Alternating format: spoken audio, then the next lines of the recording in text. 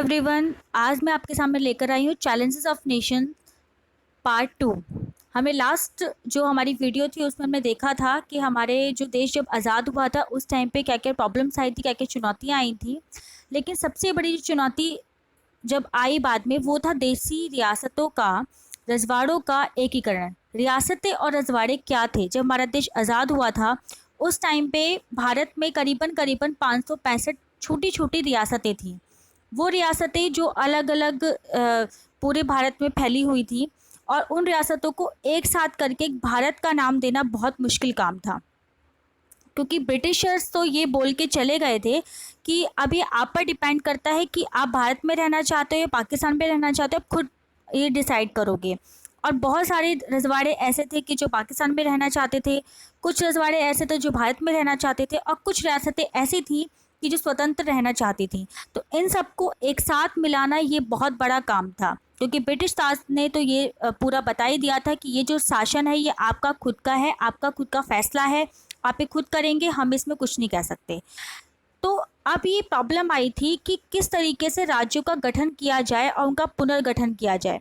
राज्यों का गठन और पुनर्गठन का काम जो था वो बहुत ज़्यादा मुश्किल था, लेकिन मैंने आपको जैसे लास्ट वीडियो में बताया था कि जो भारत के लौह पुरुष माने जाते थे सरदार पटेल, उन्होंने इसके लिए बहुत बड़ी भूमिका निभाई थी। और उन्होंने कहीं ना कहीं देसी रियासतों को थोड़ा सा लालच देके, थोड़ा सा समझाकर, समझौते करके, उनका विश्वास जीतकर उनको एक भारत के एरिया में लेकर आना, उन्होंने ये काम किया था। उनके साथ ही वीपी मेनन थे, वो जो भारत के विदेश विभाग के सचिव थे, उन्होंने साथ में मिलकर ये काम किया था।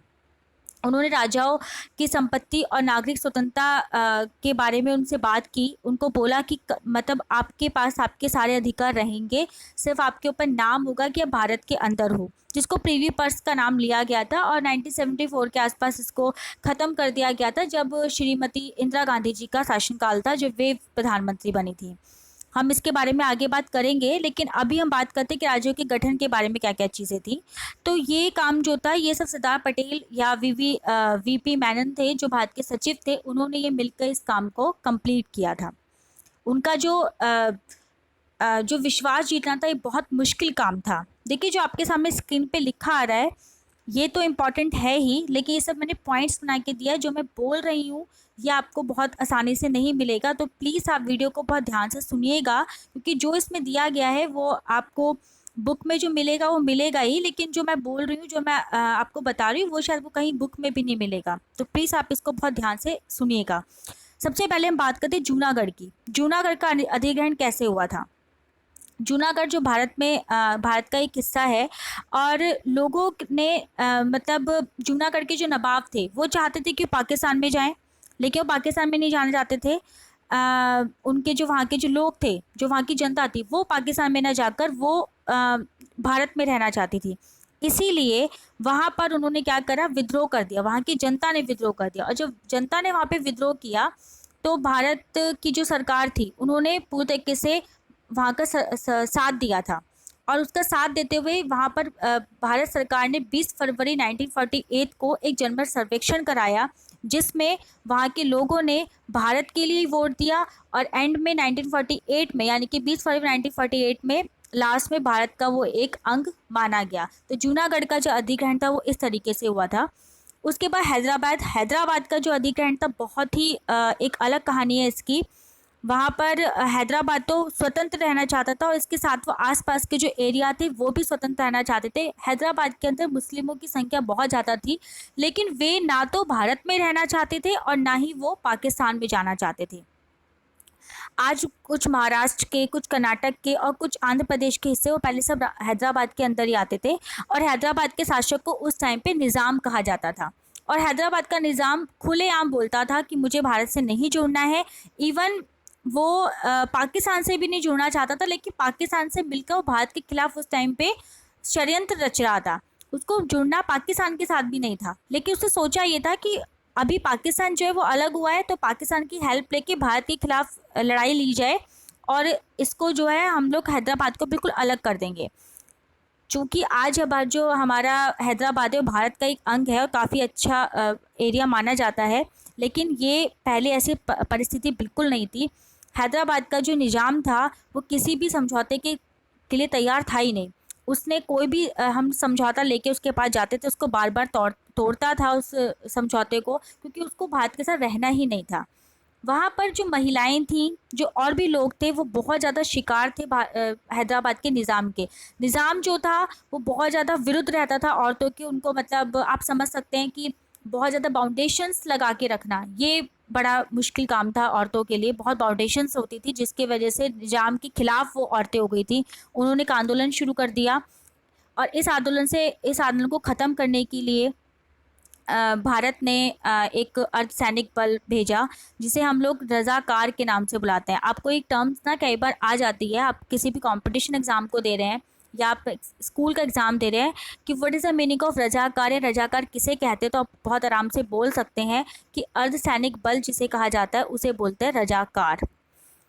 हैदराबाद जो रेडियो है उसे घोषणा कर दी कि अगर भारत हैदराबाद पर आक्रमण करता है तो हज़ारों पठान भारत पर आक्रमण करेंगे। ये बहुत बड़ी एक न्यूज़ आई थी। उसके बाद ये सब चलता रहा, कभी हार कभी जीत, इस तरीके से चलते ही। लेकिन एंड में आके भारत सरकार ये बर्दाश्त नहीं कर पाई कि हैदराबाद बार बार खिलाफ हो रहा है, बार बार खिलाफ हो रहा है। और उसके बाद 13 सितंबर 1948 को एक कार्रवाई की गई, और जिसके एंड में 17 सितंबर 1948 को हैदराबाद की सेना ने आत्मसमर्पण कर दिया, और इसके बाद हैदराबाद से जुड़ गया।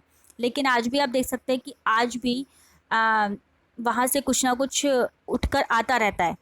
तो ये तो चलता ही रहेगा, क्योंकि भारत एक बहुत बड़ा देश माना जाता है, 7वें नंबर पर आता है, तो यहाँ पे एक साथ रखना बहुत मुश्किल है। तीसरा, अगर हम बात करते हैं मणिपुर की, आपको मैं सबसे पहले मणिपुर के बारे में खास बात ये बताऊंगी कि एक पहला राज्य था जहाँ पे वेस्ट मताधिकार हुआ था। ये क्वेश्चन बहुत इंपॉर्टेंट है, एग्जाम में भी आ सकता है, कॉम्पिटिशन एग्जाम में भी आ सकता है कि सबसे पहला राज्य कौन सा था भारत का जो स्वतंत्र रूप से उसने वेस्ट मताधिकार का चुनाव करवाया था, तो वो था मणिपुर। मणिपुर के बारे में बता दो, स्वतंत्रता से कुछ दिन पहले मणिपुर के जो महाराज थे बोधचंद जी, वो इस भरोसे अधिग्रहण पर अधिग्रहण जो पत्र था उस पर हस्ताक्षर किया था कि जो मणिपुर की जो आंतरिक जो स्वतंत्रता है वो बरकरार रहेगी। और इसी फैसले पे आज भी मणिपुर है, मणिपुर की जो आंतरिक स्वतंत्रता है उसमें कभी भी इंटरफेयर नहीं किया जाता है। वहाँ के जो लोगों के थे, वो मणिपुर के जो महाराज थे, उन्हें वहाँ पे चुनाव करवाया, मणिपुर एक संवैधानिक रूप से राजतंत्र बन गया। और वहीं पर एक पहला राज्य था जो मैंने अभी आपको बताया था, स्वतंत्र रूप से वहाँ पे वेस्ट मताधिकार किया भी था। और भारत सरकार के बिना विधानसभा के संपर्क किए महाराज को विलय के लिए समझौते पर हस्ताक्षर करने पड़े 1949 में। ये भारत के लिए मान गया। लेकिन हम ये कह सकते हैं कि वहाँ के जो विधानसभा के जो लोगों को नहीं बताया, लेकिन फिर भी वहाँ पर ये सब चीज़ें हो गई, क्योंकि मतभेद बहुत ज़्यादा थे, क्योंकि कांग्रेस के अलावा कोई और दल था ही नहीं जो भारत में जुड़ना चाहे। एक कांग्रेस ही था जो दल जुड़ना चाहता था। इससे थोड़ी सी मतभेद हुए थे, लेकिन हम आज भी कह सकते हैं कि ये जो आलोचना थी ये जायज़ थी उस टाइम पे, ऐसा नहीं होना चाहिए था। लेकिन अगर ऐसा नहीं होता तो आज मणिपुर हमसे अलग होता। तो ये कहीं ना कहीं हमारे लिए अच्छी बात रही। उसकी पांडिचेरी गोवा की बात हम करते हैं। पांडिचेरी गोवा तो आप लोगों को पता ही हो कि बहुत एंड में आके भारत के हिस्से बने हैं। जहाँ पे अगर हम पांडिचेरी की बात करते हैं तो पांडिचेरी और करैकल, माही, यनम, चंद्रनगर, ये सब फ्रांस के अधिकार में आते थे। ये सब फ्रांसीसी सरकार के अधिग्रहण में थे। 1946 में जो फ्रांस भारतीय राष्ट्रीय कांग्रेस और फ्रांस भारतीय विद्यार्थी जो कांग्रेस की स्थापना हुई थी, जब इन चीज़ों की स्थापना हुई, उसके अलावा और भी छोटे छोटे दल आए, तो वे सब यही चाहते थे कि अब यहाँ से आज़ादी मिले, फ्रांस से आज़ादी मिले और पांडिचेरी का भारत में विलय हो जाए। ये सभी चाहते थे, और इसलिए वो कुछ अपनी अलग अलग नीतियाँ बना भी रहे थे। 1948 में माही में फ्रांसीसियों के खिलाफ विद्रोह हुए। फ्रांसीसी सरकार को जनता के सामने झुकना पड़ गया, और 1949 में चंद्रनगर आज़ाद हो गया था। लेकिन फिर भी अभी तक भी पूरी तरीके से पांडिचेरी आज़ाद नहीं हुआ था। 13 जून 1954 को यनम, जो आंध्र प्रदेश ने भी जब अपनी घोषणा कर दी थी स्वतंत्रता की, तो उस टाइम पे भी ये अलग हो गया। उसके बाद एंड में आके 1954 में पांडिचेरी को मिला लिया गया था, कहाँ पर, भारत में। तो ये हमारा 1954 में एंड में आके मिला था। उसके बाद हम गोवा की बात की, तो गोवा तो बहुत ही एंड में जाके मिला था। गोवा पे क्योंकि पुर्तगालियों का नियंत्रण था। पुर्तगाली जो पोर्तुगीज वहाँ पे रहते थे, उन उनका वहाँ पे शासन था। उस टाइम पे ब्रगम्जा कुन्हा एक राष्ट्रीय नेता थे जिनको गोवा के राष्ट्रीय आंदोलन का पिता भी माना जाता है। इस क्वेश्चन को नोट डाउन कर लीजिएगा कि गोवा के जो राष्ट्रीय आंदोलन के जो पिता है वो कौन माने जाते हैं, ब्रगम्जा कुन्हा, इनको माना जाता है। मैं एक क्वेश्चंस की सीरीज़ लेकर आऊँगी, वन वर्ड के क्वेश्चंस की सीरीज़, तो उसमें आपको सारे क्वेश्चंस मिल जाएंगे। लेकिन अगर आप इस लेक्चर को अगर देख रहे हैं तो आपको पता होना चाहिए कि इस टाइप के क्वेश्चंस पे एग्जाम में आता है, चाहे आप कोई भी कॉम्पिटिशन एग्जाम दे रहे हैं, इवन चाहे आप 12th का एग्जाम दे रहे हैं बोर्ड के लिए, तो आपको पता होगा कि 20 से 25 मार्क्स के क्वेश्चन आपके सब 1 मार्क्स के ही आएंगे। इसके अलावा अगर आप कोई और कॉम्पिटिशन एग्जाम दे रहे हैं, कोई भी, इवन कोई भी कॉम्पिटिशन एग्जाम को इस टाइप के क्वेश्चन पता ही होने चाहिए।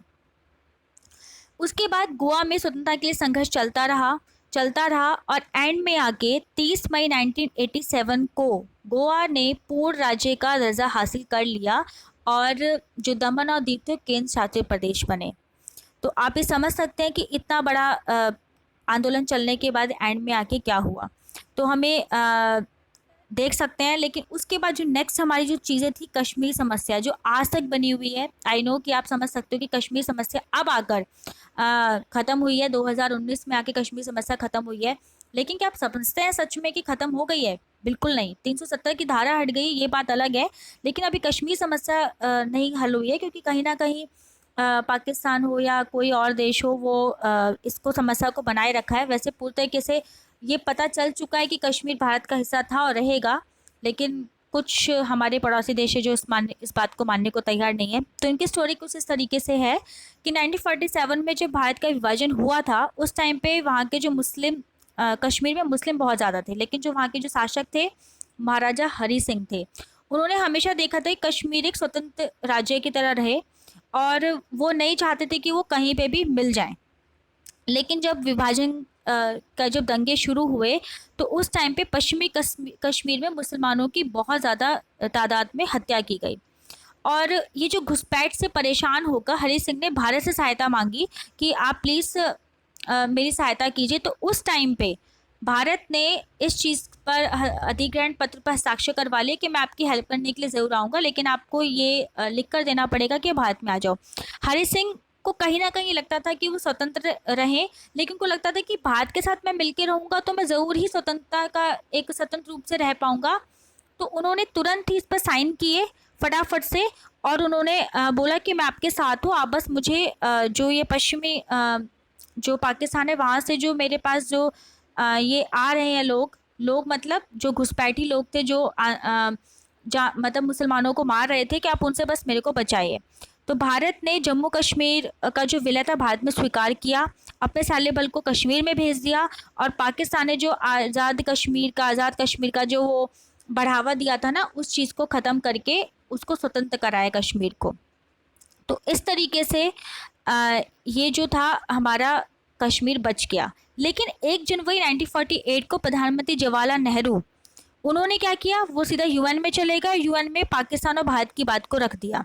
वहाँ पर उन्होंने बोला यूएन ने कि आप कुछ मत कीजिए, आपसे वहाँ पे जनमत संग्रह करवाइए कि वहाँ की जनता कहाँ जाना चाहती है। उनको लगा कि कश्मीर को आज़ादी रहना चाहिए, अलग रहना चाहिए, क्योंकि ये तो हमने जल्दबाजी में उनसे साइन करवा लिया। तो हो सकता है कि वो परेशान होकर साइन कर लिया और बाद में वो बोले कि नहीं मुझे अलग होना है। तो उनकी ये वाले पॉइंट भी ठीक था।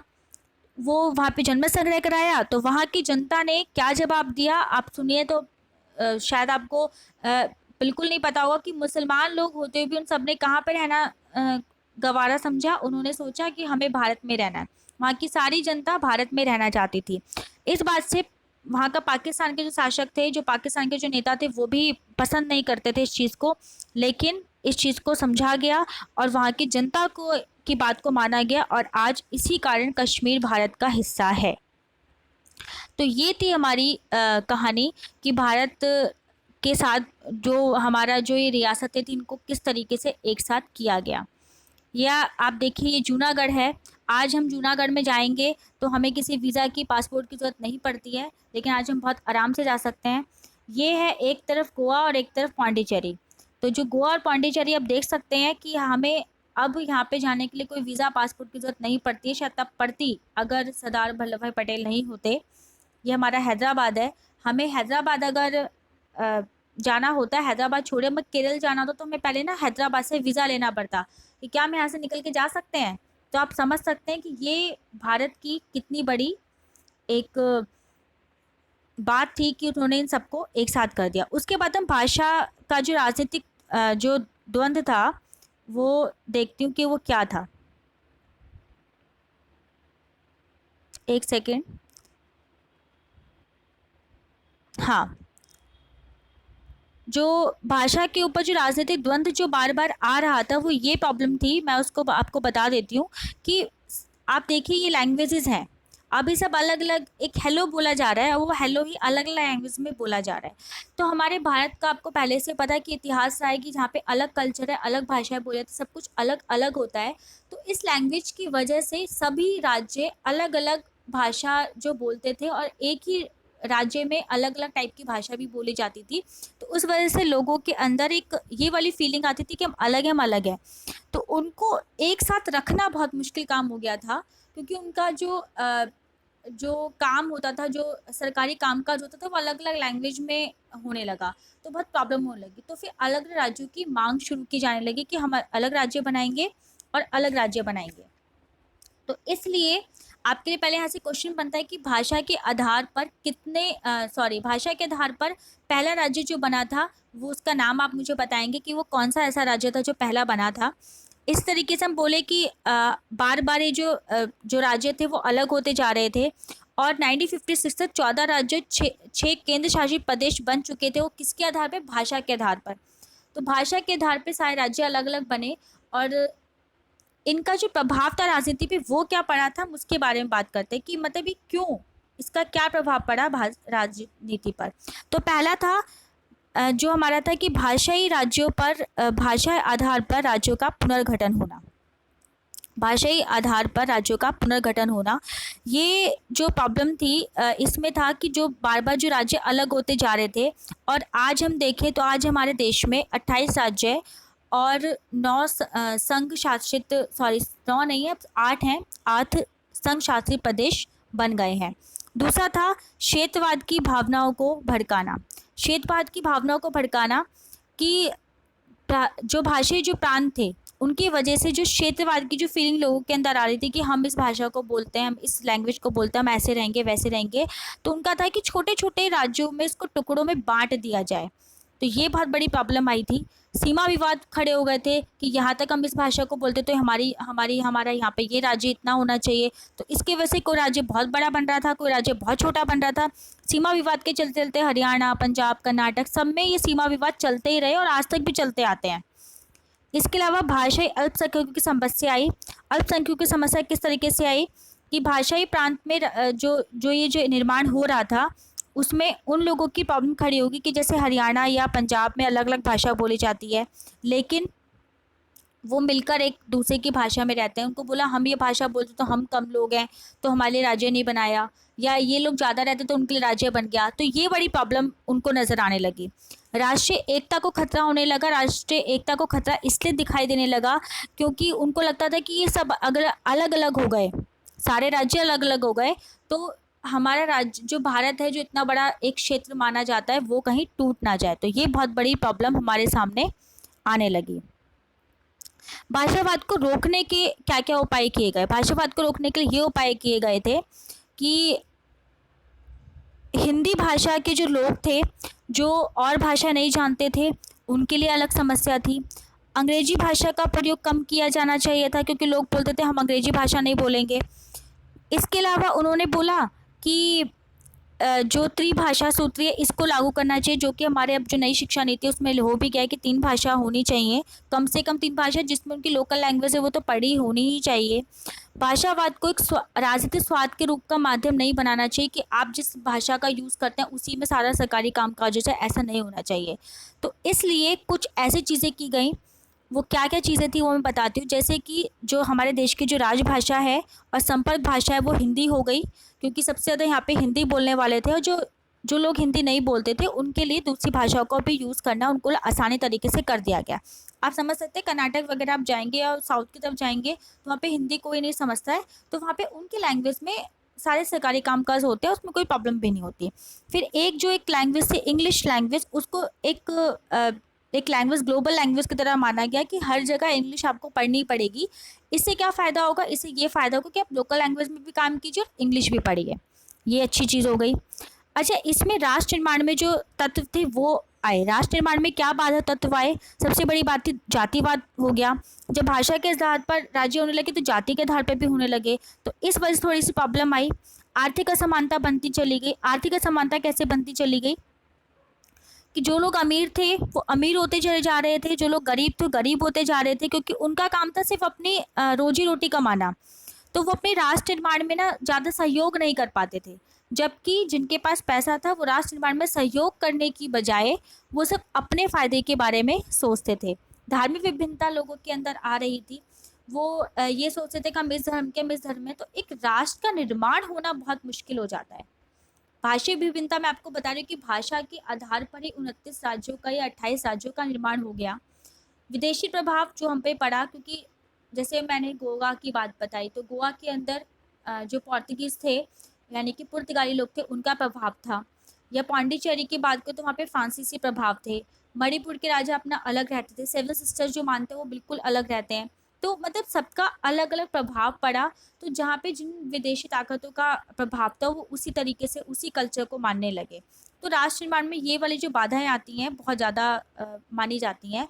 ये क्वेश्चन बहुत इंपॉर्टेंट है, राष्ट्र निर्माण के बाधक तत्व कौन कौन से हैं। अगर आप 12th क्लास में हैं तो आप इस पॉइंट को जरूर ध्यान से सुनिएगा, क्योंकि राष्ट्र निर्माण के बाधक तत्व ये जरूर आते हैं। उसके बाद है राष्ट्र निर्माण की बाधाओं को दूर करने के उपाय। राष्ट्र निर्माण की जो बाधाएं हैं उनको दूर करने के उपाय हम क्या क्या होते हैं मैं आपको बताती हूँ।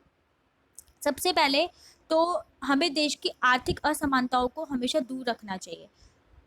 गरीबी अमीरी जैसे शब्द जो हैं वो होने ही नहीं चाहिए, जिसकी वजह से राष्ट्र निर्माण में हमेशा सपोर्ट मिलता है। दूसरा अगर बात करें तो लोकतंत्र व्यवस्था जो हमारे देश में है और बहुत ज़्यादा सफल भी रही है, तो इसमें कोशिश की जाए कि जनता के सभी लोगों का भागीदार हो, जिससे देश के सामाजिक आर्थिक राजनीतिक विकास हो सके। क्योंकि जब हर तबके का लोग अगर सपोर्ट करता है लोकतंत्र व्यवस्था में, तो कहीं ना कहीं सबका विकास होना सुनिश्चित हो जाता है। तीसरा है सबको मौलिक अधिकार प्रदान होने चाहिए, जिसमें किसी धर्म को, किसी जाति को, किसी रंग को, किसी लिंग को नहीं देखा जाना चाहिए। हमारे भारत में इस चीज़ का भी बहुत ध्यान रखा जाता है, ये बहुत अच्छी बात है। क्षेत्रवाद को कभी भी ध्यान नहीं देना चाहिए। क्षेत्रवाद का मतलब होता है कि सब अपने अपने क्षेत्र के बारे में सोचना, ये बिल्कुल गलत है। विविधताओं को ध्यान में रखना चाहिए। सब अलग अलग हैं लेकिन अलग अलग रहते हुए भी एक साथ रखना ये बहुत ज़रूरी चीज़ है। अल्पसंख्यकों की सुरक्षा की को ध्यान में रखना चाहिए। किसी भी अपनी सबकी भाषा होती है, सबकी अपनी संस्कृति होती है, सबके अपने रीति रिवाज कल्चर होते हैं, तो उन सब की रक्षा करना हमारा फ़र्ज़ बनता है। और उन लोगों का इस चीज़ का अधिकार है कि वो अपने कल्चर का ध्यान रख सके। Okay, thank you. आपको ये वीडियो ज़रूर पसंद आई होगी।